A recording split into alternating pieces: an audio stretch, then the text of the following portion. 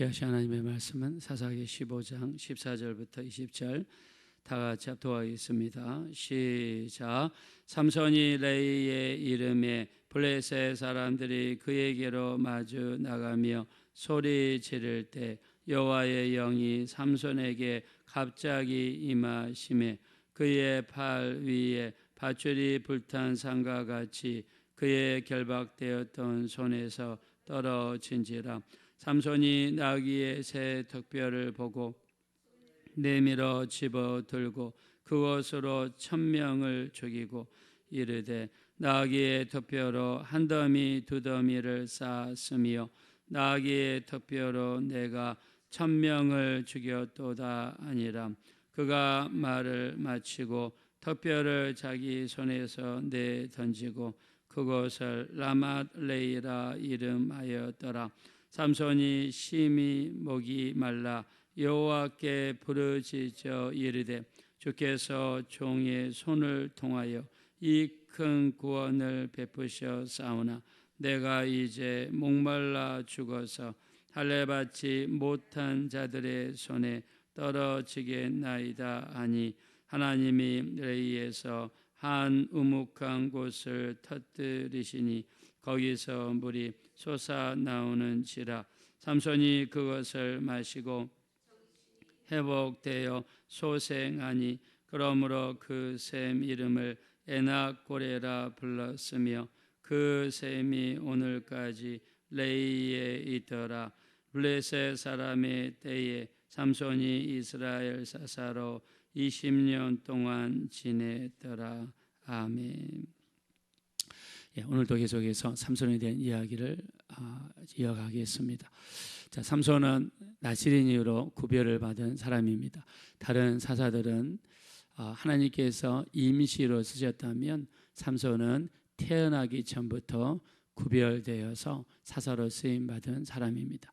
자, 구별이 되었는데 거룩한 그릇으로 구별이 되었습니다.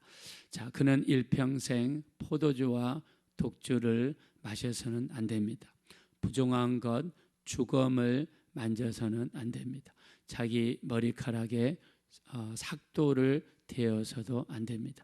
자, 나실인으로 부르심을 받은 삼손은 하나님에 대한 뜨거운 열심이 있었지만 말씀대로 살지 못했습니다. 그는 포도주와 독주에 손을 댔습니다. 그리고 죽은 사자의 주검에 손을 집어넣어서 그 속에 벌들이 만들어 놓은 꿀집을 손으로 먹었습니다.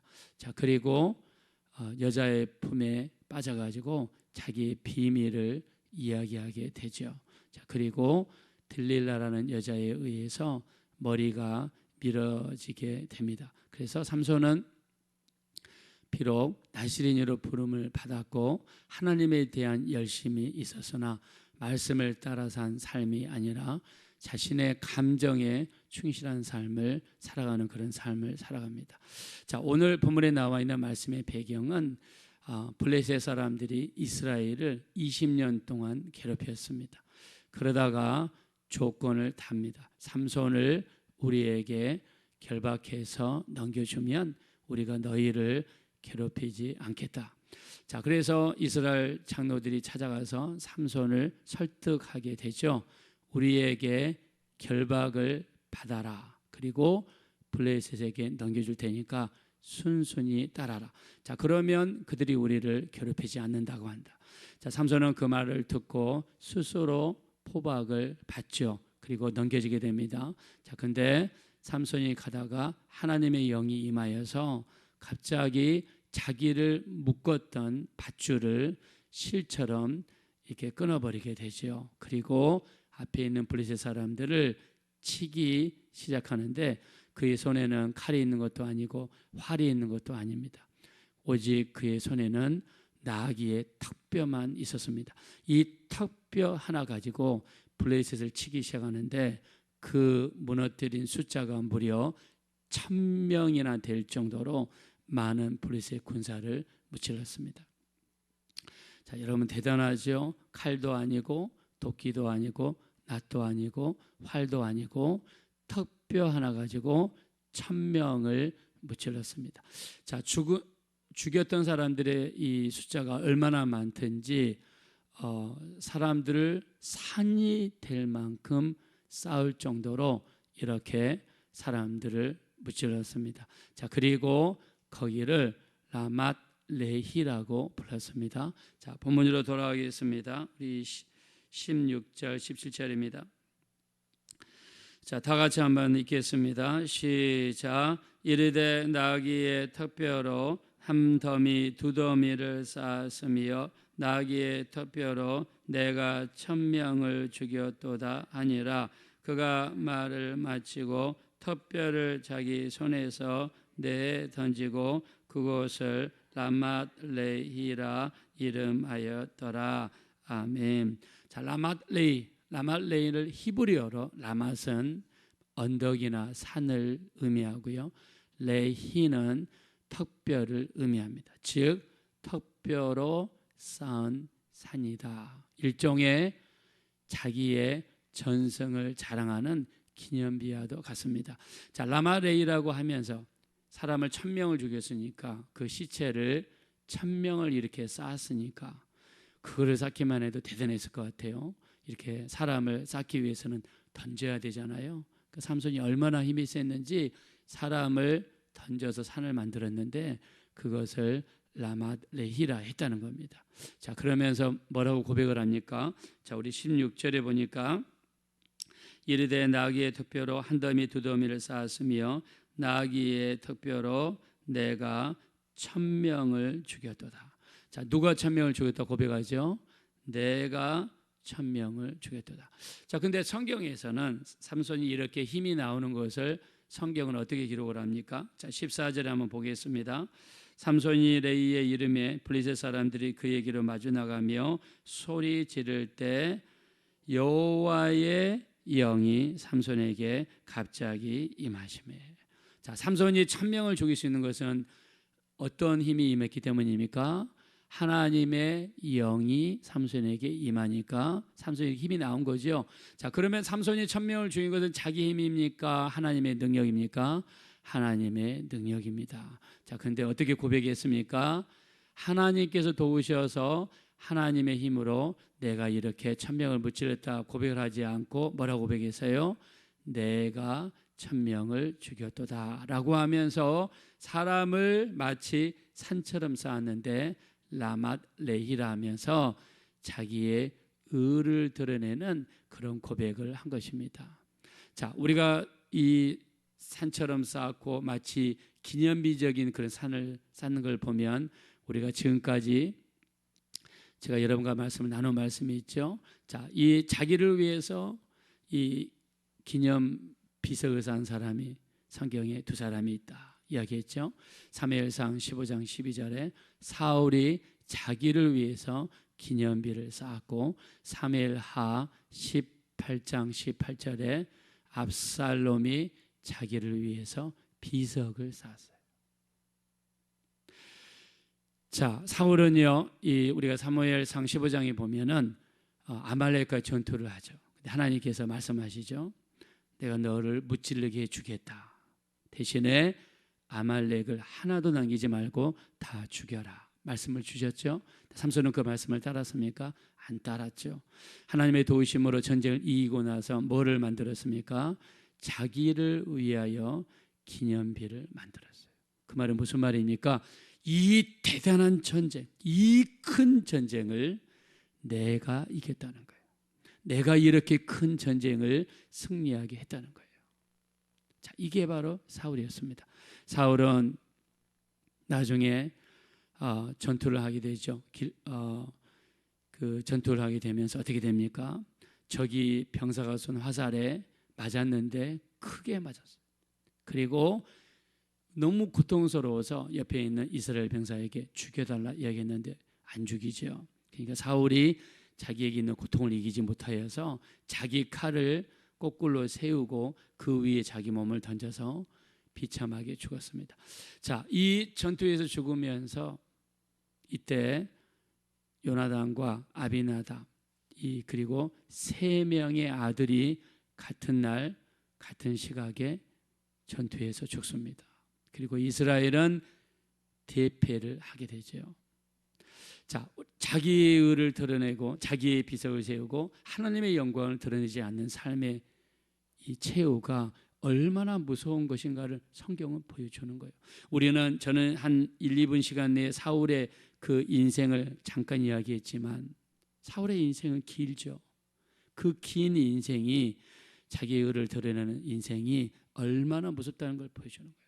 압살롬 어떻습니까? 압살롬은 사무엘하 18장 18절에 자기를 위하여 비석을 만든 사람입니다. 아버지 다윗을 몰아낸 사람이고 아버지 후궁들을 욕보했던 사람이에요. 노새를 타고 도망을 갑니다. 말을 타고 도망을 가지 빨리 가는데 운도 없습니다. 노새를 타고 도망을 가요. 가다가 큰 상수리 나무에 자기가 그렇게 자랑했던 머리카락이 걸리게 되죠. 그리고 요압 장군이 보낸 10명의 청년들에 의해서 둘러싸여서 비참한 최후를 맞이했던 사람이 압살롬이에요. 자기 이름을 내걸기를 좋아했던 압살롬은 이렇게 비참한 최후를 합니다. 자, 하나님께서 도우셔서 하나님의 역사가 나타났을 때 우리는 어떻게 해야 됩니까? 하나님이 도우셨습니다. 우리 예수님이 하셨습니다. 온전한 영광을 돌려야 될 줄로 믿습니다. 나를 내시면 안 돼요. 그래서 우리가 이 창세기 11장에 보면 바벨탑 사건이 나오죠. 바벨탑을 지은 땅이 시날 땅입니다. 시날 땅은 누가 왕국을 건설한 사람이 되냐면 니므롯이라는 사람이 왕국을 건설한 사람이에요. 자, 여러분 니므롯 알죠? 우리가 개역 한글에는 특이한 사냥꾼 또는 영걸이라고 표현했습니다. 개역 개정에서는 용감한 사냥꾼, 새 번역에서는 힘이 센 사냥꾼, NIV 성경에서도 힘이 센 사냥꾼으로 번역했어요. 자, 그러면 니므롯이라는 사람이 이렇게 사냥을 잘하고 용감하고 힘이 센 사람이냐? 물론 그때 당시에 영웅인 것은 분명합니다. 자, 그러나 니므롯이라는 뜻이 뭐냐면 반역하는 자라는 뜻입니다. 즉 하나님을 향하여 반역한 자라는 뜻이에요. 자, 반역이라는 단어는요, 사탄이라는 이름 속에도 들어 있습니다. 하나님에 대하여 대적하고 반역하는 자가 사탄입니다. 니므롯은요, 하나님을 대적하던 자였어요. 니므롯의 후손들이 시날 땅에다가 바벨탑을 쌓게 되죠. 바벨탑을 쌓은 목적을 성경에서는 창세기 11장 4절에 하늘에 닿도록 탑을 쌓고 거기에 우리 이름을 내걸자라고 이야기합니다. 이렇게 큰 탑을 우리가 만들었다. 아파트를 만들었다. 그리고 거기에다가 하나님의 이름을 내거는 것이 아니라 우리 이름을 내걸자고 한 데가 바로 바벨탑입니다. 하나님께서는 바벨탑을 보고 인간의 교만함을 보신 다음에 언어를 혼잡하게 만들었습니다. 그래서 언어가 혼잡하게 되었다는 뜻에서 바벨이라는 단어가 나왔습니다. 그래서 바벨탑을 쌓은 그 탑을 바벨탑이라고 그랬고 거기서부터 만들어진 왕국이 바벨론이 되고 바벨론은 이 세상을 상징합니다. 그래서 우리가 예수 믿는다는 것은 큰 성 바벨론에서 나와서 하나님의 도성으로 들어가는 것이 바로 우리에게 구원입니다. 이 구원을 이루게 하시는 분이 우리 주 예수 그리스도가 되는 줄로 믿습니다. 성경에서는 큰 성 바벨론에 사는 사람들이 자기 집을 장막이라고 표현했습니다. 아브라함과 이삭과 야곱도 이 큰 바벨론에 살면서 이 세상에 살면서 이 땅에 마음을 붙이지 아니하고 이 땅에 정착하지 아니하고 오직 마음을 하나님의 도성에 두고 살았기 때문에 그들은 장막에 살았습니다. 우리도 마찬가지입니다. 이 땅 큰 성 바벨론에 살고 있지만 이 땅에 마음을 붙여서는 안 됩니다.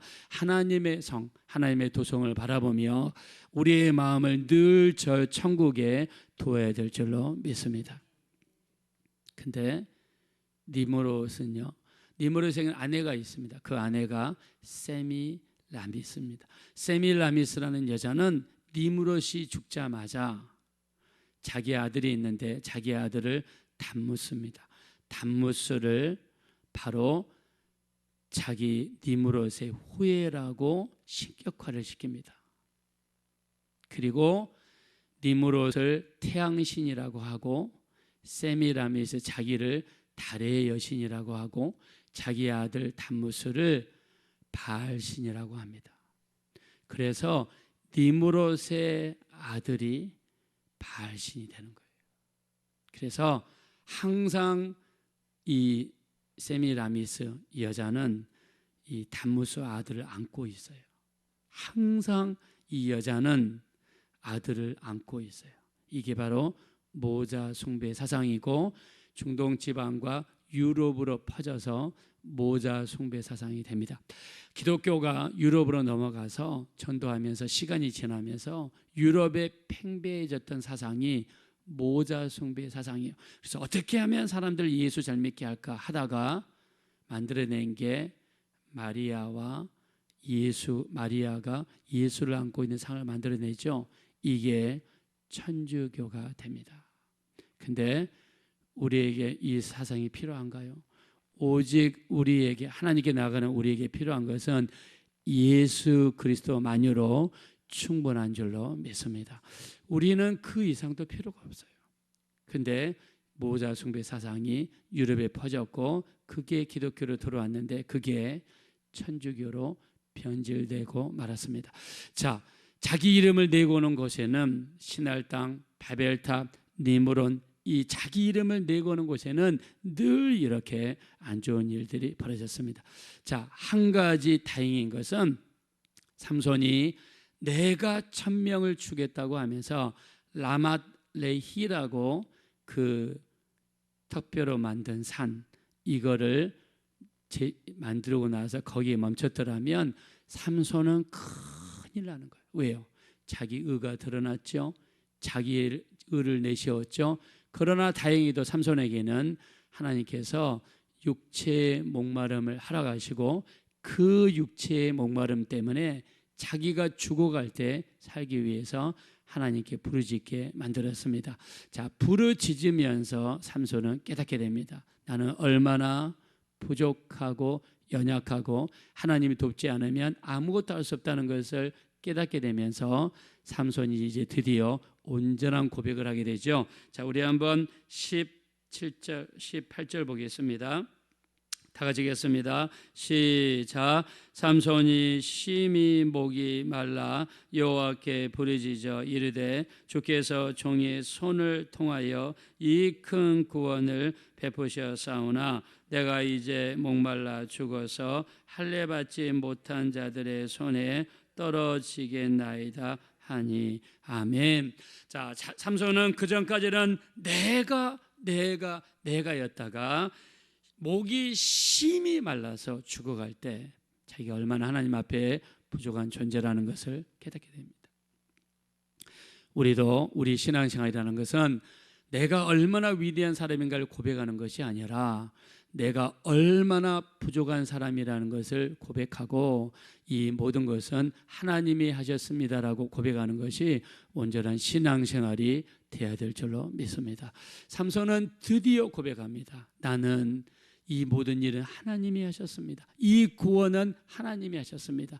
나를 불쌍히 여기셔서 나를 살려주십시오. 그때 하나님께서 우묵한 곳을 터뜨리시고 물이 나오게 하셨다고 그랬어요. 그리고 그 물을 마시고 나서 삼손이 회복하고 소생이 되었다고 했습니다. 그리고 뭐라고 했습니까? 그 샘 이름을 에낙골이라 했습니다. 19절입니다. 다 같이 한번 읽겠습니다. 시작. 하나님이 레이에서 한 우묵한 곳을 터뜨리시니 거기서 물이 솟아 나오는지라. 삼손이 그것을 마시고 정신이 회복되어 소생하니 그러므로 그 샘 이름을 에낙골이라 하였으며 그 샘이 오늘까지 레이에 있더라. 아멘. 에낙골이라는 것은 부르짖는 자의 샘이라는 뜻입니다. 1000명을 무찔르는데 쓰임받았던 삼손도 물 하나만 없으면 죽을 수밖에 없는 연약한 존재입니다. 삼손이 목마름 속에서 부르짖었을 때 삼손의 목마름을 채워주시고 회복시켜 주신 분이 하나님이십니다. 하나님은 우리의 목마름을 해결해 주시는 분이신 줄로 믿습니다. 육체의 목마름뿐만 아니라 우리 영적인 목마름, 우리의 삶에서 필요한 모든 것의 필요를 채워주시는 분이 우리 하나님이 되십니다. 이런 해결의 작용은 예배와 기도와 말씀을 통해서 이루어집니다. 그런 의미에서 오늘 우리가 드리는 이 예배를 통해 하나님께서는 우리의 목마름을 해결해 주실 줄로 믿습니다. 예수님이 말씀하십니다. 요한복음 7장 37절 누구든지 목마르거든 내게로 오라. 내게 오는 자는 목마름을 해결받게 될 것이라고 말씀하고 있습니다. 또 요한복음 4장 14절 내가 주는 물을 마시는 자는 영원토록 목마르지 아니하리라 말씀했습니다. 예수님만이 우리의 목마름을 해결할 수 있습니다. 자, 우리의 이 영적인 목마름, 인생의 목마름, 이 목마름을 해결하시기 위해서 예수님은 십자가에서 죽으셨고 피 흘려 주셨고 3일 만에 부활하여 주셨습니다. 우리에게 성령을 보내주셔서 성령께서 우리 안에 들어오셔서 영적으로 사모하게 만들고 말씀과 기도와 예배를 통해서 우리의 목마름을 해결하여 주실 줄로 믿습니다. 오늘도 예수님 안에 우리의 모든 목마름이 해결되셔서 영적인 만족이 우리 주님과 성령님으로 말미암아 이루어지게 되시기를 예수님의 이름으로 축원드립니다. 이 시간 기도하실 때 오늘도 우리 주님을 사모합니다. 우리 주님께로 나갑니다. 정말 누구든지 목마르거든 내게로 와서 마셔라. 주님이 말씀하십니다. 내가 주는 물을 마시는 자는 영원토록 목마르지 아니하리라 하셨습니다. 오늘 또 우리가 예수님 안에 들어갑니다. 우리 주 안에서 성령으로 충만하게 도와주셔서 말씀과 기도와 예배를 통해 우리 영적인 목마름이 온전히 해결받게 도와주십시오. 우리 합심으로 간절히 기도하겠습니다. 돌아오시고 자비로우신 하나님, 진심으로 감사를 드립니다. 우리를 불쌍히 여겨주시고 긍휼히 여겨주십시오. 우리에게 있는 이 목마름은 오직 예수님만이 온전히 해결할 수 있습니다. 오늘도 우리 주님 안에 들어갑니다. 오늘도 우리가 성령의 충만함을 받기 원합니다. 오늘도 기도와 말씀과 예배를 통해서 우리의 온전한 목마름이 해결될 수 있도록 우리 하나님 인도하여 주시옵소서. 우리는 부족하고 연약합니다. 성령으로 주장하시고 성령으로 도와주시며 우리 하나님 긍휼히 여겨 주십시오. 우리 하나님 불쌍히 여겨 주십시오.